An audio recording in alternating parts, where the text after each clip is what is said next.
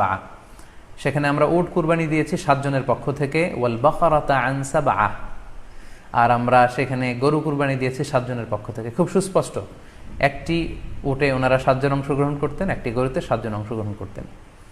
তো এই হাদিসের আলোকে অনেকে বলে থাকেন যে এটি হজের সময়, সফরের সময়, কিন্তু মুকিম অবস্থায় 7 ভাগে দেয়া যায় না। আসলে এই কথাটিও ঠিক নয়, কারণ সুনানে আবু দাউদের আরেকটি হাদিসে এসেছে যেখানে আল্লাহ রাসূল সাল্লাল্লাহু আলাইহি ওয়াসাল্লাম সুস্পষ্ট বলেছেন, সেখানে হজ বা কোনো সফরের উল্লেখ নেই। সেটা হচ্ছে জেনারেল স্টেটমেন্ট, অর্থাৎ আল বাকারাতু আন সাবা, গরুতে সর্বোচ্চ 7 অংশ দিয়ে কুরবানি দেয়া যায়। ওয়াল জাজুরু আন সাবা, আর উটের ক্ষেত্রেও সর্বোচ্চ 7 অংশ দিয়ে কুরবানি দেয়া যায়। তো এই হাদিস, দ্বিতীয় যে হাদিসটি উল্লেখ করলাম, এটা হচ্ছে জেনারেল স্টেটমেন্ট। সেখানে সফর মুকিম কোনো কথা বলা হয়নি, ইন জেনারেলি বলা হয়েছে যে উটে 7 ভাগ দেয়া যায়, গরুতে 7 ভাগ দেয়া যায়। সো আমরা যারা ভাগে কুরবানি দিচ্ছি, 7 জন মিলে একটি গরু, আপনারা